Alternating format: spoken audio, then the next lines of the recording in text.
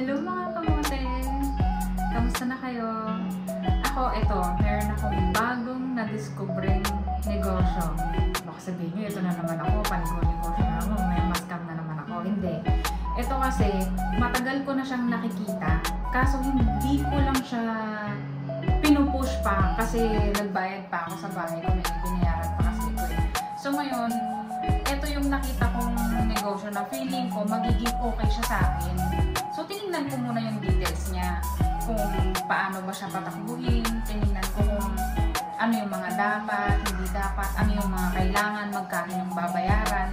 Tapos nung feeling ko, masusure na ako dito. Ngayon naman, yung apply ko sa Croatia, hindi ko na itutuloy kasi dapat mag-a-apply ako sa Croatia. Kasi feeling ko, pag nag-Croatia ako, malaki nga sahod. Tapos, may placement fee. Ngayon, iniisip ko, yung ipi-placement fee ko sa kanya, iipunin ko na lang para pag uwi ko, ikukuha ko ng package na to. Para mas maganda, feeling ko, mag-o-okay sa akin tong package na to. Itong negosyo na to. Ngayon, napag-isip-isip ko, parang ngayon pa lang, kukunin ko yung package number 3 para masubukan.